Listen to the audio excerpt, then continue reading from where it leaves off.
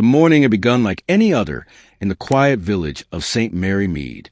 Birds chirped in hedgerows, neighbors tended to their gardens, and the postman made his rounds. Miss Jane Marple, nestled in the sitting room of her quaint thatched cottage, had just poured herself a fresh cup of tea when the post arrived. Among the bills and circulars was an envelope of fine cream paper, heavy, expensive, and addressed in a neat, formal hand she did not recognize. Curious, she adjusted her spectacles and opened the envelope. Inside was a single sheet of paper and a bank check. The letter was brief, yet its contents sent a chill of intrigue down her spine. My dear Miss Marple, if you are reading this, I am no longer among the living.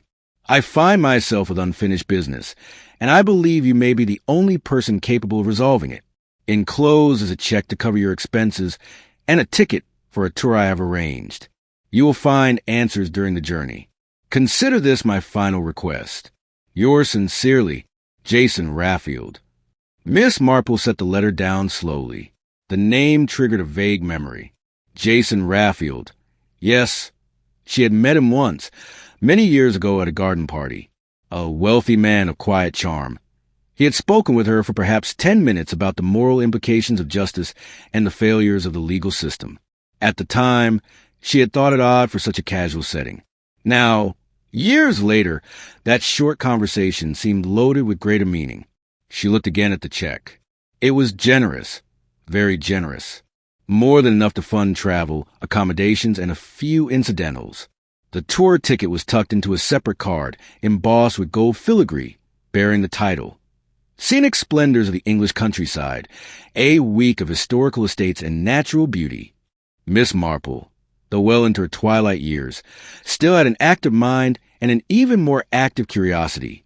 She had no airs, no obligations pressing at the moment, and a sense that fate was knocking on her door with gloved hands. But why her? Why would man she barely knew, and hadn't seen in over a decade, leave her such an odd request in death? She rose slowly and walked to the bookshelf, pulling down a volume of past newspaper clippings she had kept meticulously over the years. Many of them related to crimes, some solved, some not. She flipped to the R section, scanning for the name. And there, in one small article from a year ago, was a mention. Mr. Jason Raffield, former barrister and philanthropist, known for his controversial involvement in the Verity Hunt case of 1964, has passed away peacefully at his Hampshire estate. He is survived by no immediate family. Verity Hunt. The name conjured memories much clearer than Jason Raffield's. A girl accused of murdering her rival in love, sentenced under questionable circumstances. There had been murmurs of evidence tampering and judicial bias. The case had haunted the papers for months, and then, just like that, it had faded away. A life condemned, a case closed, a public moved on. Miss Marple's eyes narrowed slightly. Perhaps this wasn't about scenic beauty or travel at all. Perhaps the tour was simply a front, a facade carefully arranged by a dying man intent on setting right a long-forgotten wrong. She walked back to her writing desk and took out her calendar. The tour was scheduled to begin in 3 days. Departure point, London, early morning. Miss Marple was not one for impulsive decisions, but her instincts, finally honed over years of village observation and quiet deduction, told her this was something far deeper than a mere holiday. She spent the next day preparing. She packed light, but included a magnifying glass, her notebook, and several pens. Though she never considered herself a detective in the traditional sense, experience had taught her the value of being ready to take notes when patterns emerged. She also penned a short letter to her nephew Raymond, letting him know she would be away on a brief trip. The evening before her departure, she sat by the fire and reread the letter one last time. Something about the phrasing struck her. You will find answers during the journey. Answers to what? The question had not yet been asked. And yet, here she was, compelled to seek the truth without fully knowing the mystery. With a soft sigh, Miss Marple folded the letter and tucked it back into its envelope. Whatever Jason Raffield wanted her to uncover, he had trusted her with it beyond the grave. That kind of trust could not be ignored. She sipped the last of her tea, eyes thoughtful and bright. "Very well, Mr. Raffield," she murmured. "Let's see where this little mystery leads us." London was bustling that crisp spring morning as Miss Marple stepped off the train and into the clamor of Victoria Station. Despite the crowd, her presence seemed untouched by the chaos. She carried a modest leather suitcase, wore her signature pale blue cardigan, and walked with the quiet assurance of someone used to watching without being seen. It had been years since she last visited the city, but her senses were sharp, always quietly absorbing details others might miss. The coach was parked at the far end of the street, gleaming in the sunlight with a name, Scenic Splendors, written in golden script along its side. A tall man in a pressed navy uniform stood beside the door, checking names off a list as the small group of passengers arrived. "Miss Jane Marple," she said, approaching the man with a polite smile. "Ah, yes, here you are," he replied, glancing at his clipboard. "Welcome aboard, Miss Marple. I'm Clive, driver, guide, and general dog's body for this trip. Luggage and hold, please. We'll be off shortly." Miss Marple boarded and made her way down the aisle, glancing discreetly at the other passengers already seated. It was a curious collection of people, not quite the type one would expect on a casual country tour. That much was clear within the first few seconds. Near the front sat a stout, red-faced man reading a financial newspaper and muttering about fuel prices. Across the aisle, a tall, elegant woman with sharp cheekbones and an icy gaze stared out the window, her gloved hands resting motionlessly on her lap. Toward the middle of the coach, a young couple spoke in hushed tones, their body language tight with tension. The woman smiled too brightly. The man glanced too often at his watch. Behind them, an older woman wearing far too much perfume adjusted her hat with exaggerated grace, peering around the bus like a peacock scanning for rivals. Miss Marple chose a seat near the back and settled in. From this vantage point, she could observe the whole group, a trick she had learned long ago. People reveal far more in quiet moments than they ever would under questioning. The last to arrive was a wiry man with a pencil-thin mustache and a perpetual air of discontent. He glanced at everyone as though they were already guilty of something. Miss Marple noted his fidgeting fingers and clenched jaw, nervous disposition or guilty conscience. Clive closed the coach door with a satisfying clunk and addressed the passengers. "Ladies and gentlemen, welcome to Scenic Splendor's exclusive countryside heritage tour. Over the next 7 days, we'll visit historic homes, ancient ruins, and some of the finest gardens England has to offer. There'll be lunches on the lawn, stories from the past, and perhaps a surprise or two along the way." Miss Marple raised an eyebrow ever so slightly at that last sentence. A surprise or two. She suspected more than a few. The coach rolled smoothly out of the station and into the winding roads of the English countryside. Sunlight danced through the windows. A few passengers attempted polite conversation, though some remained silent. The older woman with too much perfume introduced herself as Miss Beatrice Croft, a retired opera singer, at least according to her tales.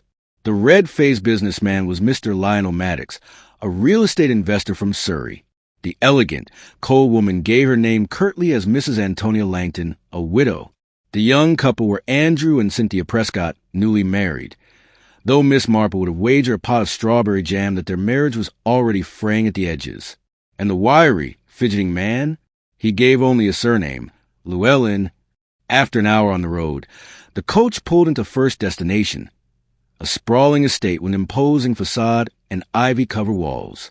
The guide, Clive, explained the history of the manor, owned once by the Hargrove family, whose name had been linked to a tragic love affair and a death in the rose garden more than 30 years prior. Miss Marple didn't need to feign interest. History had a habit of echoing itself, especially when old houses held on to their secrets like ivy clinging to stone. She wandered the gardens with quiet intent, letting the group fan out across the grounds. Mrs. Langton hovered near a marble fountain, watching the others with something between suspicion and disdain. Beatrice Croft chatted amiably with Clive, perhaps in the hope of being admired. The young couple, Cynthia and Andrew, took opposite directions, clearly trying to escape an earlier spat. Mr. Maddox, meanwhile, seemed particularly interested in the estate's boundary lines and property value. Miss Marple found herself drawn to the rose garden. It had a strange stillness to it, as though the earth itself was holding its breath. The roses, in full bloom, were redder than blood, She knelt to touch the soil. Loamy, freshly turned. Odd, considering the rest of the grounds were immaculate. Behind her, a voice broke the silence. Beautiful place, isn't it? Hard to believe what happened here. Miss Marple turned to find Llewellyn standing a few feet away, hands in his pockets. His voice was casual, but his eyes darted, calculating, alert. "Oh," she said lightly. "And what happened here?" He shrugged, the motion too nonchalant. "Just something I read. A girl drowned in the fountain. Or maybe the garden. I forget which. Long time ago." Miss Marple nodded slowly. "Yes, long enough for some to forget. But not everyone." He offered a thin smile, then turned and walked away. Miss Marple lingered a moment longer, then stood. It was becoming clearer by the hour. This tour wasn't about history or architecture. It was a stage carefully set by Jason Raffield. And the players? Well, they all had roles to play, whether they knew it yet or not. The late afternoon sun cast long shadows across the Hargrove estate, bathing the grounds in a warm, golden hue. As the group reassembled near the coach, the guests exchanged polite pleasantries about the grandeur of the house and the splendor of the gardens. Yet beneath their civil tones, Miss Marple sensed a growing tension, an unspoken unease that hung in the air like the perfume Miss Croft so liberally applied. As Clive ushered everyone back onto the coach, Miss Marple lingered near the rose garden a moment longer, her sharp eyes noting a series of faint depressions in the soil. Footprints, perhaps. Not made by her. Someone else had been there, alone, just recently. She took her seat on the coach and glanced around. The others were seated, mostly silent. Cynthia Prescott fidgeted with her scarf, her cheeks flushed. Andrew Prescott stared out the window, jaw tight. Mr. Maddox was scribbling into a notepad, while Mrs. Langton sipped from a thermos she brought, her posture rigid. Llewellyn sat with arms crossed, eyes half-lidded but alert. Miss Croft had resumed her storytelling, this time about her supposed performance before the Queen Mother. Miss Marple, with the quietude of a seasoned observer, focused not on what was being said, but on what wasn't. Every face wore a mask, but the cracks were beginning to show. The next stop was a modest country and nestled at the edge of a wooded glade. It was charming, with flower boxes under every window and ivy creeping up its stone facade. The group would stay here for 2 nights. Rooms were quickly assigned, and Clive handed out keys with a detached cheer of someone used to tourists. Miss Marple's room was at the far end of the hallway, overlooking the glade. As she unpacked, she found herself thinking of Jason Raffield. This trip, this heritage tour, was no simple holiday. It was a hunt, not for pleasure, but for truth. Why this group? What connected them? Before dinner, the guests gathered in the inn's drawing room, a cozy space with overstuffed chairs, a roaring fireplace, and the scent of polish and pipe tobacco lingering in the air. Clive had prepared a small trivia game about historical landmarks, likely an attempt to build camaraderie. Most played along, laughing politely at his jokes. But Miss Marple watched closely. When Clive mentioned the Hargrove estate's tragic history, a young maid named Emily Forsyth found drowned in a fountain in 1948. Something passed across Cynthia's face. A flicker of recognition? Or guilt? Andrew reached for her hand. She pulled away a fraction too quickly. Mr. Maddox muttered that he didn't believe in those kinds of accidents. Beatrice Croft recalled being invited to the Hargrove estate as a child, but couldn't possibly have been involved with anything so sordid. Mrs. Langton rolled her eyes and excused herself early, clearly disinterested. Llewellyn sipped a glass of sherry, eyes fixed on the fire, silent. Miss Marple stored each reaction in her mental filing cabinet. Later that evening, after the others had gone to bed, Miss Marple stepped outside for a quiet walk. The night was cool and clear, stars scattered across the sky. The glade behind the inn was nearly pitch dark, save for the moonlight filtering through the trees. As she strolled near the edge of the forest, she heard a rustling in the bushes. She stopped, her ears attuned. Then voices. "You said this was over." A woman's voice. Cynthia's. "No, you said that. I told you it never would be. Not until—" A male voice. "Andrew." Miss Marple moved behind a tree, straining to hear. It was years ago, Cynthia said. "If anyone finds out—" "They won't," Andrew snapped. "Not if you keep your mouth shut." Silence, then hurried footsteps, heading back toward the inn. Miss Marple remained hidden until the night was still again. Then she returned to her room, her mind buzzing. The Prescotts were hiding something. Something connected to the Hargrove estate. But what? They were too young to have been involved with Emily Forsythe's death directly. Unless the past wasn't just about the dead girl. Perhaps this mystery reached deeper into family histories, generational secrets, long-buried scandals. Before bed, she opened the worn envelope Jason Raphael had left for her once more. Inside was the same brief note, but as she examined again, something stood out, something she hadn't noticed before. A faint watermark in the paper, not a manufacturer's logo. A symbol, a crest. She held it to the lamp. A rose. Her breath caught. The same design she'd seen carved into the marble bench near the Hargrove fountain. She now had a thread to follow. The question was, who else might be pulling on it? The morning broke with a soft drizzle, the skies overcast and brooding. Miss Marple awoke early, the echoes of the previous night's conversation still haunting her thoughts. As she pulled aside the lace curtain and peered into the mist-veiled glade beyond her window, she felt the unmistakable weight of the past pressing forward into the present. Downstairs, the inn's breakfast room was modest but warm.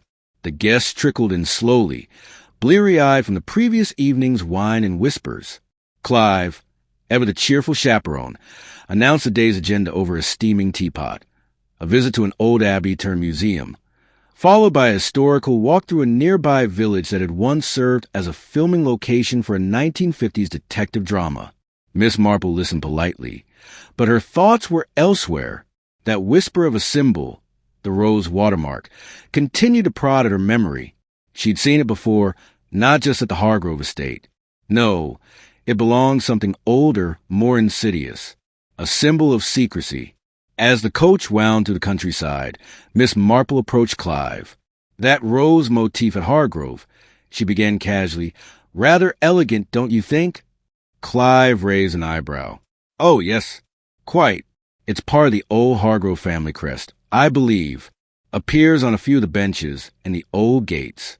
Never really paid it much attention myself." "I expect most wouldn't," Miss Marple murmured, her mind now turning quickly. At the Abbey, the group was met by a local guide, a nervous young man with a passion for architectural minutiae and a clear disinterest in people. As he droned on about Norman arches and medieval drainage systems, Miss Marple wandered slightly away from the group and toward a plaque detailing the Abbey's role during World War II. There was again the rose symbol, engraved in a discreet corner of the plaque, and underneath it, in faint Latin, Silentium Custodiere, to guard the silence. She jotted the words down quickly in her notebook, her mind churning. A family crest, a vow of silence, a drowned girl, a dead man's request.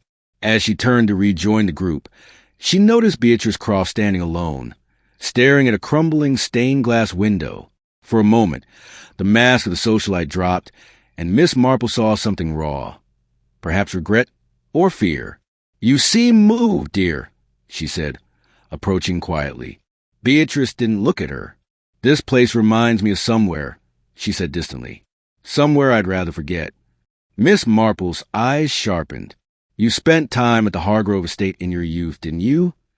Beatrice's shoulders stiffened. Briefly, "My parents knew the family. I hated it there. Too quiet, too perfect. Nothing was ever spoken aloud. Not even tragedy?" Beatrice glanced at her then. "Especially not tragedy." And just like that, she walked away, her heels clicking against the old stone floor. Back on the coach, Miss Marple found herself seated beside Llewellyn. The quiet, hawk-eyed man had said very little the entire trip, but his silence wasn't apathy. It was caution, and perhaps observation. She decided to test the waters. "You seem a man who notices things," she said, folding her hands. He gave a low grunt. "I do. And what do you make of this little gathering?" He turned to look at her then, a slow smirk tugging at the corner of his mouth. "It's not your average holiday tour, that's for sure. No, she agreed. More of a curated audience, wouldn't you say? He nodded slightly. Someone wants something. Or someone wants answers. Perhaps both, Miss Marple said, smiling gently. Tell me, Mr. Llewellyn, do you believe in coincidence? Not in a place like this, he said, staring out the window. When they arrived at the village, Clive led them down cobblestone streets lined with Tudor facades and old shops. It was quaint, but Miss Marple's attention was caught by a small antique bookstore nestled between a bakery and a milliner. Its sign read, The Silent Rose. Her pulse quickened.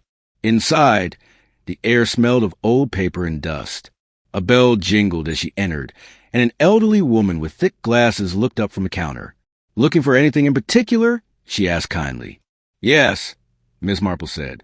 Books on the Hargrove family. Or perhaps the Forsyths. The woman's eyes narrowed slightly, but she turned and disappeared behind a beaded curtain.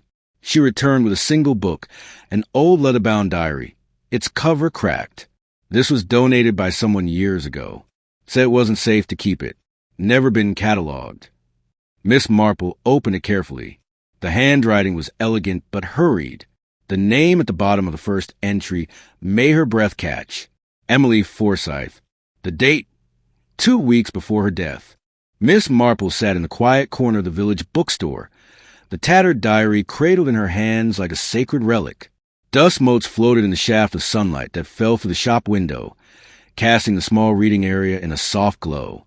Each creak of the wooden floorboards, each rustle of a page, echoed with uncanny weight. The book had the heavy stillness of the dead, but its contents promised to speak volumes. The handwriting was slanted and feminine, each page dotted with careful, almost too perfect loops. Emily Forsyth, a girl of 17, had poured her heart into this small leather-bound volume. Miss Marple could immediately sense the aching loneliness between the lines. March 2nd, 1948. Mrs. Hargrove says I'm lucky to be here, but sometimes I feel more like a bird in a cage. The garden is beautiful, yes, but no one truly sees me. Not really, except him. He watches me when the others aren't looking. He smiles at me like I'm worth something. And sometimes when he speaks my name, it doesn't sound like a command. Miss Marple's brow furrowed. He. So many things begin with he, she thought. Was it one of the Hargrove sons? Or someone else in the household? March 10th, 1948. I found a note in my apron pocket. Meet me in the rose garden after dark. My hands shook the whole day. I couldn't breathe. I couldn't wait. But when I got there, it wasn't him. It was them. All of them. Her fingers tightened around the pages. March 11th, 1948. They said I know too much, that I can't be trusted, that if I speak a word, I'll vanish into the night like the others. I laughed, thought it was a joke, but their eyes, I've never seen eyes like that. So cold, I can't sleep. I've written a letter to my sister in Devon. If anything happens to me, I hope she'll tell someone the truth. The final entry was even more chilling. March 14th, 1948. The fountain water is cold even in spring. I dream of drowning now. Every night, the roses watch me. The marble bench whispers secrets I'm not allowed to say. If I disappear, know when I hope this diary survives. I hope someone reads it and remembers me, not just as a maid, but as a girl who once wanted to be loved. Miss Marple closed the diary with trembling hands. So, this was it. The tragedy at the center of Raphael's cryptic request.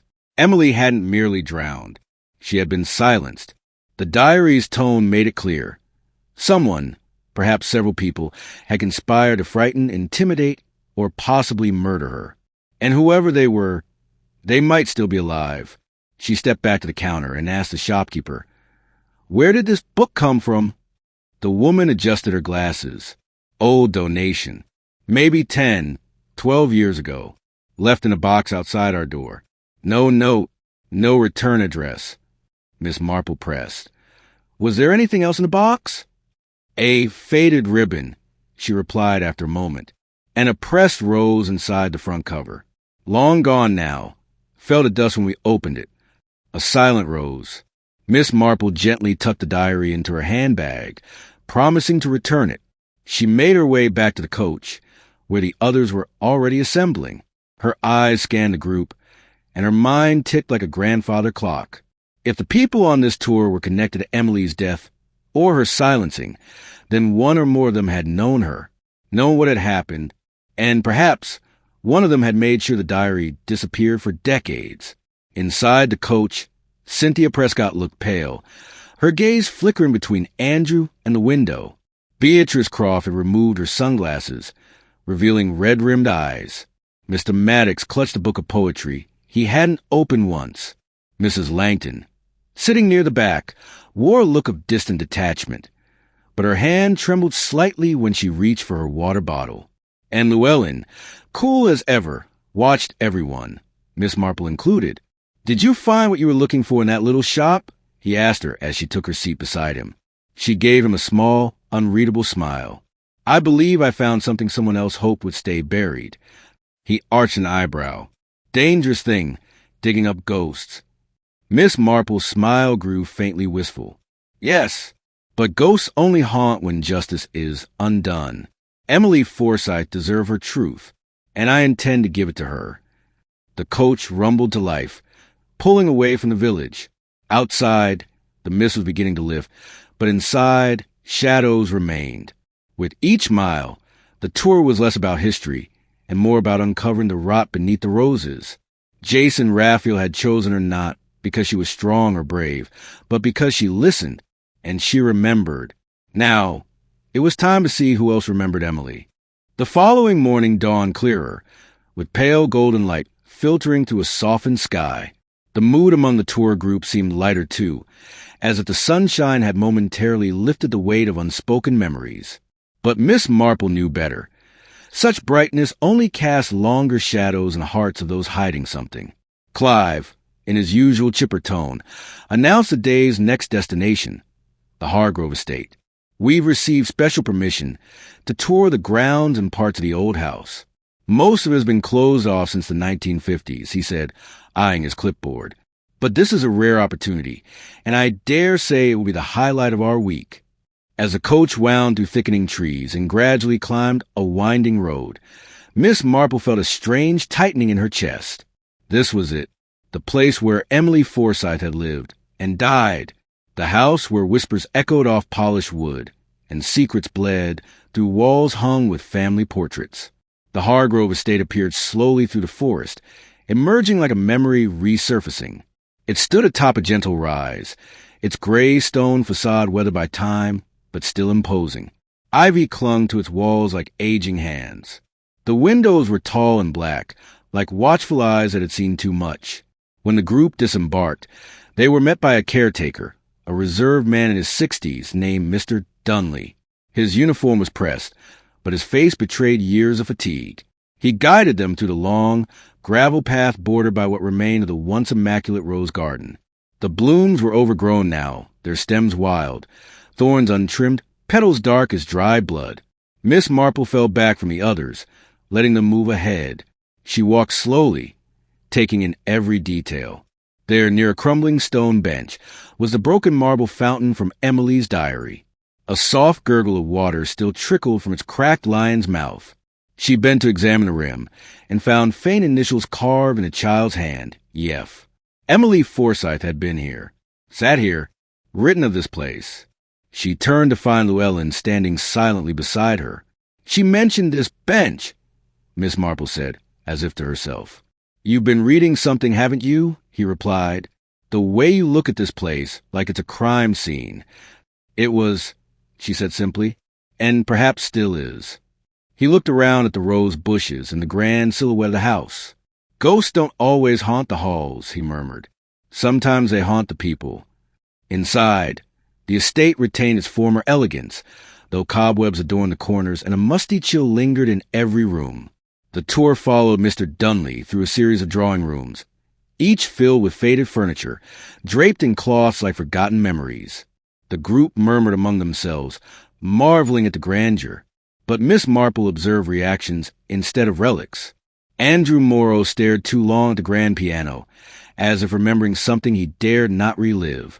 Cynthia Prescott lingered near the staircase, her hand brushing the railing with reverence or guilt.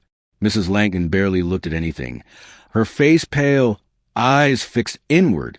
In the main salon, they came upon a portrait above the fireplace, a teenage girl with auburn hair and solemn eyes. There was no nameplate, but Miss Marple knew. "Emily," she whispered.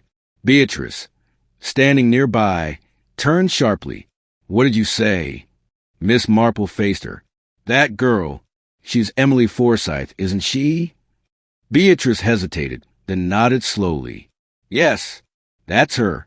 The Hargroves had it painted just before she left." "Left?" Miss Marple's voice was gentle, but firm. "Or disappeared?" Beatrice's lips trembled.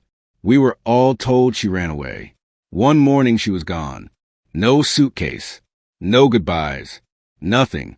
She didn't run," Miss Marple said, pulling the diary from her bag. Beatrice's eyes widened. "You have that?" "I do, and I intend to honor her story." There was a stunned silence between them. Meanwhile, the rest of the group moved on, but Miss Marple remained in the salon, tracing the room's architecture with her gaze. The space was too open, too curated. It didn't feel lived in.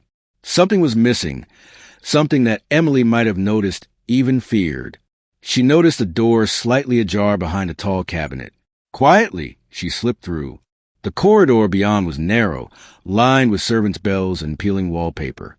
She descended a set of creaking steps into the old servants' quarters and found forgotten room, dust thick in the air. A pile of broken furniture leaned against the far wall. But tucked in the corner was something strange, a small wooden box carved with the same rose motif.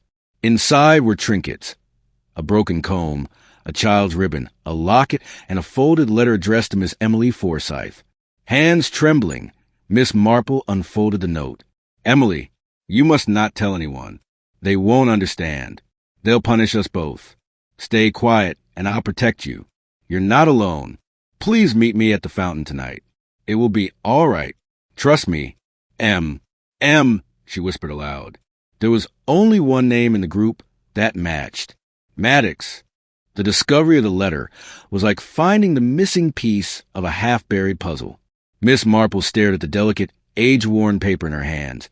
Its words etched with the kind of trembling urgency that spoke of fear, secrecy, and trust tragically misplaced. The signature was only a single initial. M. And now, as she ascended the narrow servants' staircase back into main house, the name beat against her thoughts like a drum. Maddox. Martin Maddox had been quiet on this trip, observant, polite, but unusually reserved. He kept to the background, watching others more than participating. There was something about his demeanor, something too cautious, too rehearsed. Miss Marple now believed that Martin knew far more than he had let on. Rejoining the group just as Clive concluded the tour, Miss Marple found Martin standing near a dusty mirror at the end of the hallway, alone, seemingly lost in thought. She approached softly. It's a beautiful house, though one wonders what ghost it hides. Martin turned to her with a mild smile. A house this old has seen plenty, I suppose. Some of them leave notes behind, she replied, holding up the letter, now tucked safely into an archival sleeve from her handbag. His smile faltered. You've been here before, haven't you? She asked gently. Martin hesitated, his expression caught between defensiveness and sorrow. A long time ago, he admitted, my father worked for the Hargroves. Groundskeeper. We lived in a cottage near the edge of the estate. I knew Emily. Miss Marple nodded, as though she had already known this. You were close to her. We were friends, he said cautiously. She was kind and clever. Too clever, maybe. Did you write this? She asked, handing him the letter. He looked at it as if it were a ghost made flesh. A visible shudder passed through him. I did, he whispered, but I never saw her again after that night. Miss Marple's heart ached at the pain in his voice. Tell me what happened. Martin glanced around. The others were filtering back toward the coach, still chatting about the grandeur of the estate, completely unaware of the emotional undercurrents running beneath their feet. We had discovered something, Martin began slowly, his voice hushed. Emily had become suspicious. She thought something was wrong with Mr. Hargrove. She said he had a habit of inviting certain girls to visit his private library, and that afterward, they never spoke of what happened.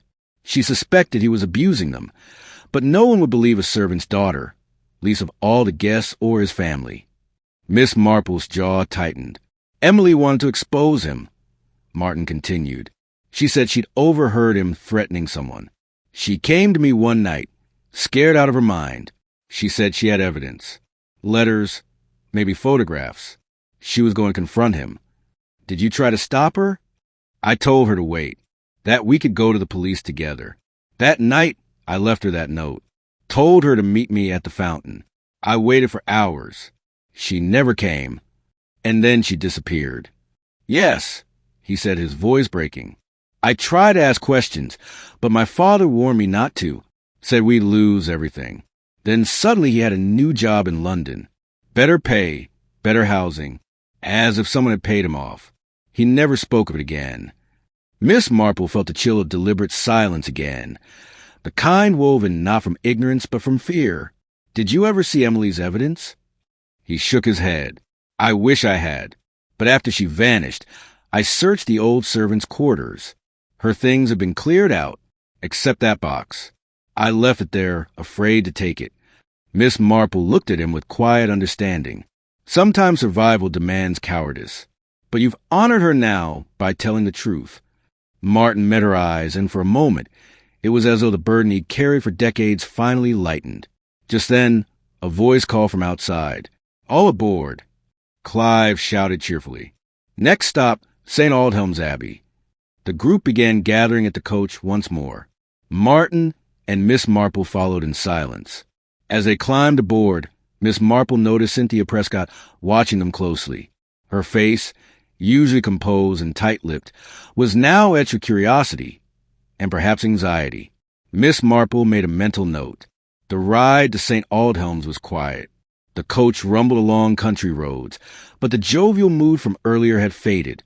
Perhaps it was the somber grandeur of the estate still clinging to their thoughts, or perhaps the walls between them were beginning to thin.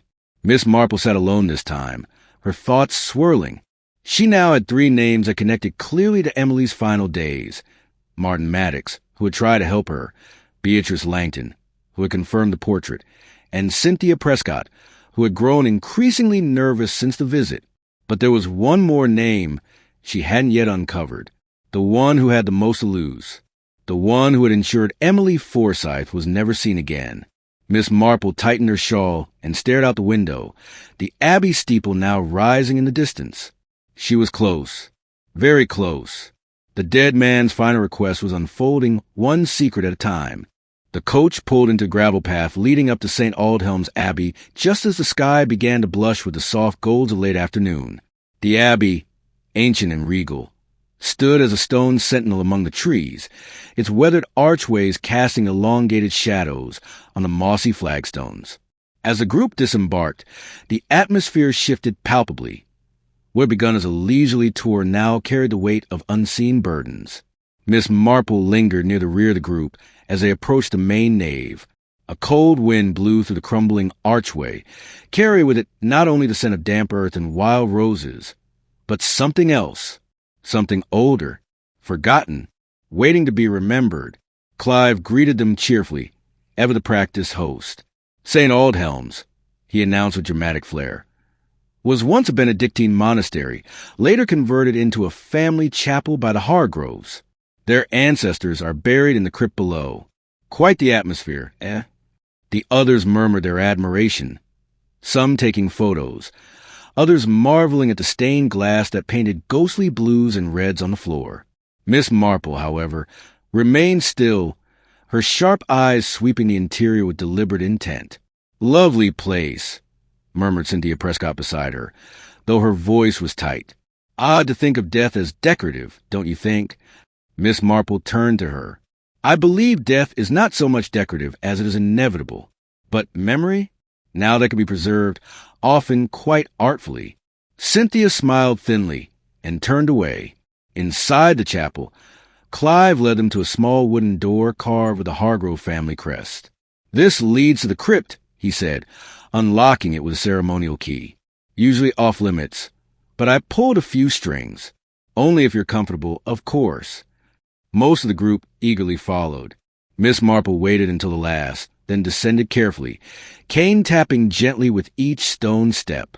The air grew colder, and the scent of mildew mingled with something sweeter. Lilacs? Perhaps a ghost perfume. The crypt was narrow and low-ceilinged, with ancient family tombs lining the walls. Names were etched in Latin and English, their dates spanning centuries. Candles flickered in wrought-iron sconces, their light dancing eerily over faded inscriptions. But it was a small alcove at the far end that drew Miss Marple's attention. Not a burial vault. No, this was different. A recess, almost like a private chapel within a chapel. At its center stood a stone bench, and behind it, an unassuming brass plaque mounted on the wall. She stepped closer. The plaque read, "In memory of Yef, a light too bright to last." Yef, Emily Forsyth. "Curious, isn't it?" said Beatrice Langton softly at her shoulder. No surname. No dates. Just initials. Almost like someone wanted to remember her, but only in code. Miss Marple nodded slowly. Or someone feared what full acknowledgement might reveal. Clive clapped his hands, breaking the silence. "If you'll follow me, we'll continue the tour upstairs." But Miss Marple wasn't done. She knelt carefully and examined the base of the bench. There, etched faintly, as though by fingernail or knife, was a single word: betrayed. The final whisper of a young girl whose truth had been buried with her body. As the group climbed back upstairs, Miss Marple approached Martin Maddox quietly. "Emily is here," she said simply. He looked startled. They buried her here? No official record. But someone marked her memory, perhaps a guilty conscience. Martin's expression darkened. She deserved better. "Yes, and I believe someone else here knows why she didn't get it." They returned to the coach, subdued. Even Clive's enthusiastic voice couldn't lift the pall that now lingered over the group. Cynthia Prescott remained unusually silent, her hands clenched in her lap. Miss Marple, watching her closely, noted how Cynthia avoided Martin's gaze entirely. It was no longer mere discomfort. It was fear. As the coach rumbled back toward their inn, Miss Marple turned to Beatrice. "Did you ever speak to Emily about what troubled her?" Beatrice nodded slowly. "Once. She hinted that someone had threatened her. She said, 'If anything happens to me, someone here will know.' I thought she was being dramatic. Now I'm not so sure." Miss Marple's suspicions solidified. The pieces were falling into place, slowly, inexorably. That evening, over supper at the inn, the group was quieter than usual. The day's explorations had stirred more than just curiosity. It had agitated memories and disturbed secrets that had long lain dormant. Miss Marple retired early not to rest, but to think. From her handbag, she removed the letter again. She reread Emily's final words. Then she took out her notebook and began writing names. Emily Forsyth, the victim. Martin Maddox, the witness and silent protector. Beatrice Langton, the friend who remembered. Cynthia Prescott, evasive, anxious, hiding something. Clive Trevelyan, the overly eager guide. There was one more connection, she knew, one thread that would pull the entire story taut. She closed her notebook with a snap. Tomorrow, she would uncover it. Emily had waited long enough. The morning sun filtered weakly through the overcast sky, casting a cool, muted light over the estate. The air was thick with the scent of wet earth and blooming roses as Miss Marple walked slowly across the well-maintained gardens of the Hargrove estate. The lush greenery was at odds with the tension that had taken root in the group over the past few days. The more Miss Marple observed, the more she felt a sense of impending revelation, a truth just beyond the horizon, waiting to be uncovered. Her eyes drifted across the hedge maze, the manicured flower beds, and the stone statues peeking out from between the foliage. But it wasn't the flowers or statues that drew her attention now. It was a small, inconspicuous door near the back of the estate, partially obscured by vines and ivy. The door led to the servants' quarters, a place the group had been carefully steered away from by Clive. She knew, however, that the truth often lay hidden in places others ignored. Miss Marple approached the door and gently turned the rusted handle. It creaked, reluctant to reveal its secrets, but with a small push, it opened into the dimly lit passage beyond. The air inside was thick with dust and memories of days long past, memories that someone had tried to bury. Inside, the quarters were simple, functional, a sharp contrast of grandeur of the main house. But as Miss Marple surveyed the room, she noticed something that stood out, a faded photograph on the wall, framed in tarnished brass. It was a picture of a young woman standing beside a tall man, both smiling into the camera. The woman was Emily Forsythe, and beside her stood none other than Clive Trevelyan, his arm draped possessively around her shoulders. The photo stirred something deep within Miss Marple. It was a clear sign. Clive had known Emily far more intimately than he had let on, and perhaps it was this very connection that had led to Emily's disappearance. Miss Marple turned on her heel and retraced her steps to the main house. There, she found Martin Maddox sitting alone on a bench by the front window, gazing out over the garden. "You've been busy," she said, her tone light but knowing. Martin looked up, his eyes weary. "I've been thinking. Too much, perhaps." "That's often the case when secrets begin to surface," Miss Marple replied, taking a seat beside him. "There's something I need to ask you, Martin. Something you might not have told me before." He glanced at her, then nodded, as if bracing himself. "What is it? Do you remember anything about the night Emily disappeared? Was there anyone else besides you and her that night? Someone who might have been watching?" Martin's gaze dropped to the ground, his fingers tapping nervously on the armrest. I don't know, but I have a feeling. There was a man, a stranger. He arrived at the estate just a few days before she vanished. He was never introduced, but he spent a lot of time in the garden near the old greenhouse. I remember seeing him there, lurking in the shadows. Could you describe him?" Martin shook his head. "No, but there was something about him. Something cold, like he didn't belong." Miss Marple's heart quickened. A cold man, a stranger. The missing link she had been searching for was finally coming into focus. "Thank you, Martin," she said softly. "That's very helpful." Later that afternoon, Miss Marple gathered the group in the drawing room, her mind already turning over the puzzle pieces in her head. The hour had arrived. The truth would be revealed one way or another. Clive was pacing nervously near the fireplace, his fingers twitching with barely concealed tension. "What's this all about, Miss Marple? What is it that you discovered?" Miss Marple's gaze was steady as she met his eyes. "I've discovered that Emily Forsythe knew more than she let on, and that someone here, someone in this very room, played a part in her disappearance, perhaps even her death." Cynthia Prescott paled, her lips trembling. "That's absurd. Emily was just a servant. She didn't matter." Miss Marple turned to her, her expression calm but unyielding.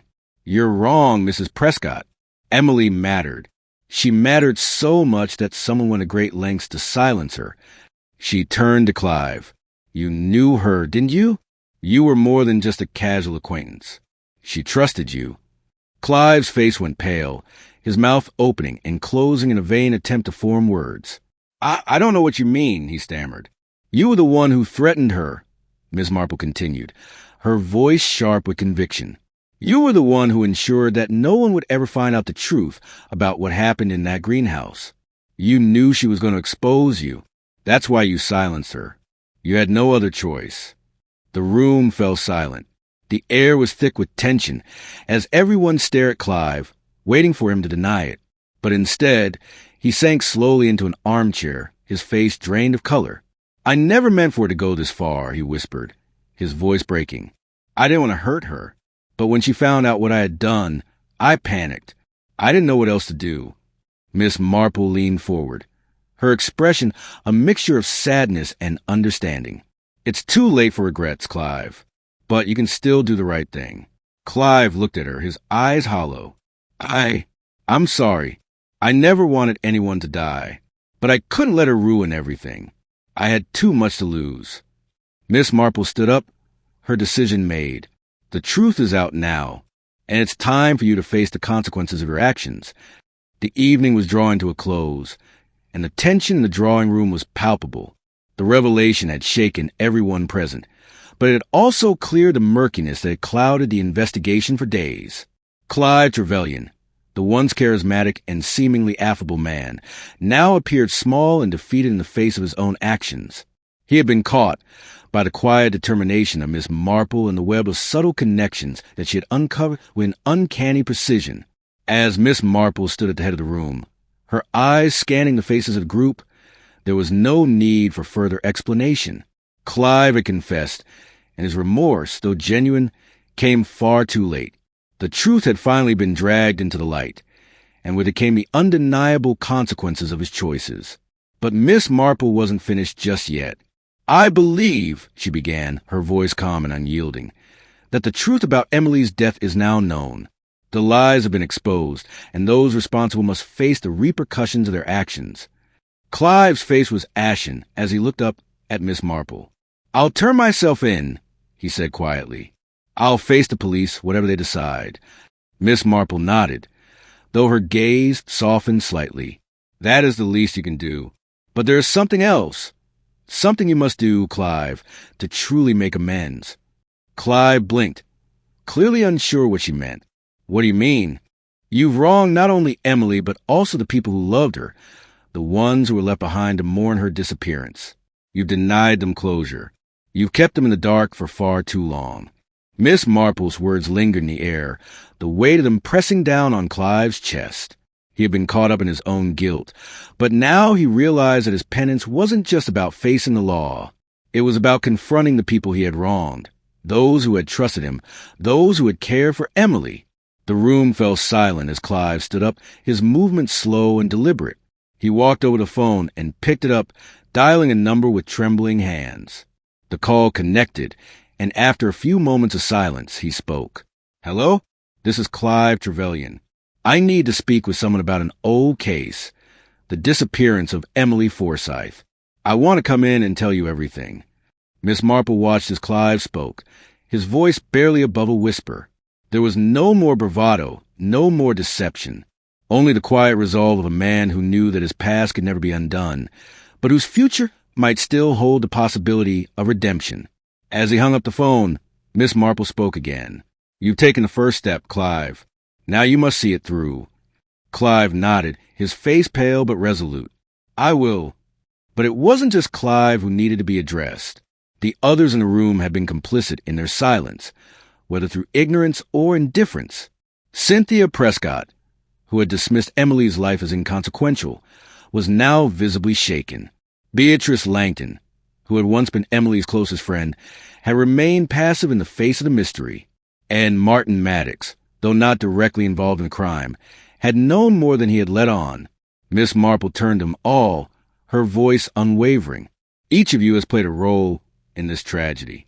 It's time to stop pretending that you didn't know something was wrong.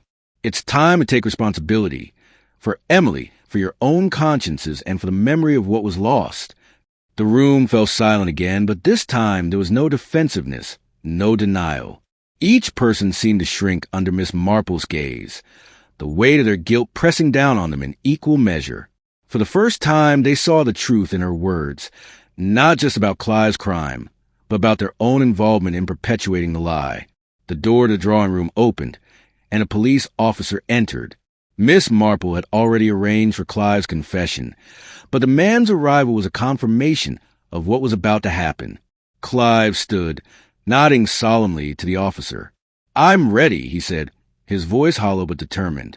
The officer looked around the room, as though sensing the heaviness that hung in the air. "We'll take your statement, Mr. Trevelyan," he said, his tone professional but sympathetic. "We'll take care of the rest." As Clive turned to leave with the officer, Miss Marple paused, watching the man she had once considered charming and capable now walk toward the consequences of his actions. It wasn't the first time she had seen such a scene unfold, but it never became easier. The weight of human folly was always heavy, no matter how many times she witnessed it. Beatrice Langton stood up, her face pained, her eyes red from unshed tears. "Miss Marple," she said quietly, Do you think Emily would have forgiven him?" Miss Marple considered this for a moment. "I think Emily would have wanted justice. Forgiveness comes later, after the truth is revealed, after the hurt has been acknowledged. But for now, it is the truth that matters most. With that, Miss Marple turned to leave the room, her cane tapping rhythmically on the polished wood floor. The mystery was over. The final request had been honored. As the door closed behind her, the weight of the case lifted from her shoulders, but the silence that followed was not one of relief. It was a quiet of lives forever changed by secrets, betrayal, and the unrelenting search for truth. And so, Miss Marple walked into the evening twilight, knowing that there would always be more mysteries to solve, more lives to understand. But for now, the case of Emily Forsythe was done. The final act had been played. Did you enjoy the twists and turns of the final request? Don't forget to subscribe, and click the bell icon for more thrilling mysteries. Let us know your thoughts in the comments below. Who do you think is the real mastermind behind the crime? Stay tuned for more gripping detective stories.